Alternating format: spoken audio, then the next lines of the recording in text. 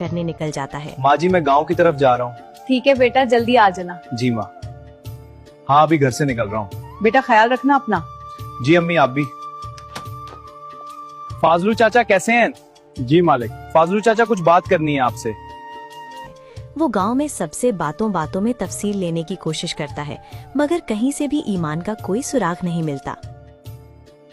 चौधरी जुबैर से बात की है क्या आपने? आज सोच रहा हूँ करोन। जल्दी कर लें, बात के रिश्ता हाथ से ना निकल जाए। चौधरी जुबैर इतना अच्छा रिश्ता नहीं छोड़ेगा। हमारी बेटी लखों माँ एक है। जी चौधरी जुबैर कैसे हैं आप? अम्मा तुम्हें क्या हुआ? बेटा तबीयत नहीं ठीक, बीबी जी के घर भी जाना था। अम्मा तुम आराम करो, आज मैं बीबी जी के घर चली जाती हूँ। अम्मा कितना काम करती है, कश मैं अम्मा के लिए कुछ कर सकती। बेटा तुम आई हो आज, जीनत किधर है? बीबी जी अम्मा बीमार है, माँ सारा काम कर दूंगी। ठीक है बेटा। पता नहीं कौन थी वो, कहाँ तलाश करोन उसको। दूसरी तरफ ईमान बिलाल के घर ही मौजूद होती है, लेकिन बिलाल उसे बाहर हर जगह ढूंढ रहा होता है। बीबी जी सारा काम हो गया। ये कुछ सह रख लो, जीनत को देना। जी बीबी जी। किस्मत का अजीब खेल ये है कि ईमान बिलाल के बिल्कुल पास से गुजर जाती है, मगर बिलाल को उसका एहसास तक नहीं होता। यहीं से उन दोनों की जिंदगी का एक नया सफर शुरू होता है। जी चौधरी जुबैर कैसे हैं आप? जी मलिक फराज कैसे हैं? मलिक फराज चौधरी जुबैर से रिश्ते की बात करता है। मलिक फराज इससे अच्छी क्या बात है? मालिक फराज की कॉल आई थी, अपनी बेटी के रिश्ते की बात कर रहा था। आपने क्या कहा? मैंने हाँ कर दी। बिलाल से तो पूछ लेते। बिलाल के लिए क्या बेहतर है मुझे पता है, फैमिली अच्छी है, हमारे मयार के हैं। बेटा मालिक फराज अपनी बेटी का रिश्ता करना चाहता तुम्हारे साथ। मामा जी रूम में जा रहा हूँ, मुझे कोई डिस्टर्ब ना करे। इधर बिलाल ईमान को ढूंढते ढूंढते थक जाता है और गुस्से से पागल सा हो जाता है। कहाँ तलाश करूँ ना, उसको पता नहीं कौन थी। या अल्लाह प्लीज हेल्प मी। अम्मा तुम आराम करो, मैं थोड़ी देर तक होकर आ जाऊंगी। जाओ बेटा दहन से।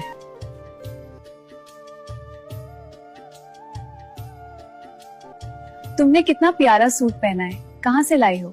अम्मा लेकर आई है। दूसरी तरफ ईमान अपनी जान से प्यारी दोस्त बानो को अलविदा कहने जाती है। बानो और ईमान बहुत अच्छी दोस्त थीं। बानो से मिलकर ईमान जल्दी घर वापस आ जाती अम्मा है। बेमर है, मैं जा रही हूँ। तुम हमेशा खुश रहो, हमेशा खुश रहो। अल्लाह हाफिज। बिलाल हर वक्त ईमान के बारे में सोचता रहता है कि आखिर वो कौन थी।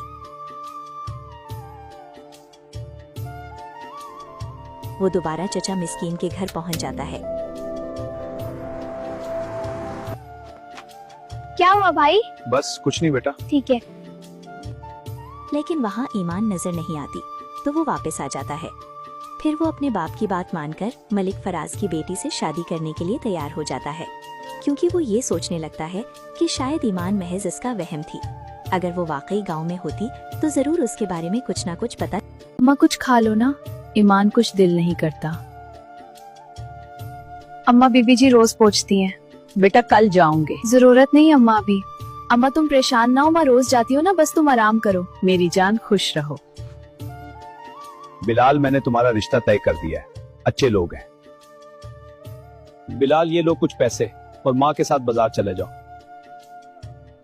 मलिक फराज, उसकी बीवी और बेटी इस रिश्ते में बहुत खुश होते हैं। मेरी बिलाल के साथ शादी हो रही है, मैं बहुत खुश हूँ। लेकिन बिलाल अब भी किसी न किसी बात पर परेशान रहता है। दूसरी तरफ ईमान अपनी माँ की बीमारी की वजह से बेहद फिक्रमंद होती है। वो अपनी माँ के लिए दिल से दुआएं मांगती है। या अल्लाह मेरी अम्मा जल्दी ठीक हो जाए। बीबी जी अम्मा कुछ दिन नहीं आएगी, अम्मा को आराम की जरूरत है। बेटा मेरे बेटे की शादी है, आगे बहुत काम होगा। बीबी जी मैं कर लूंगी, आप फिक्र ना करें। शुक्रिया बेटा। अम्मा बीबी जी बोल रही थी उनके बेटी की शादी है, बहुत काम है। बेटा बीबी जी नाराज हो जाएंगे।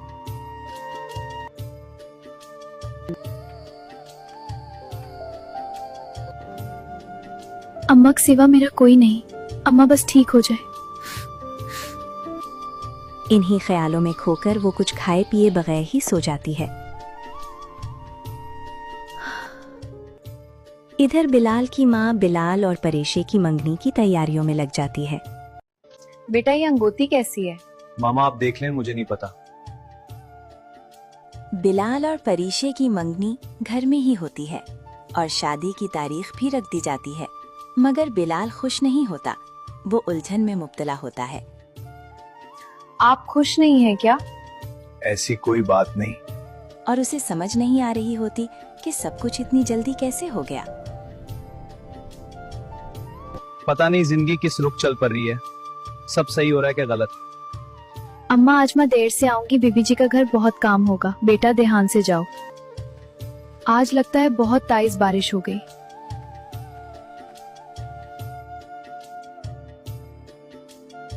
बीबी जी कौन से कपड़े इस्त्री करने हैं? बेटा ये लो। बीबी जी इस्त्री कर दी। बेटा जाओ छोटे मालिक के कमरे में रख दो। ठीक है बीबी जी। ईमान बिलाल के कपड़े रखने के लिए उसके कमरे में जाती है। वो सीढ़ियां चढ़कर ऊपर बिलाल के कमरे में जाती है।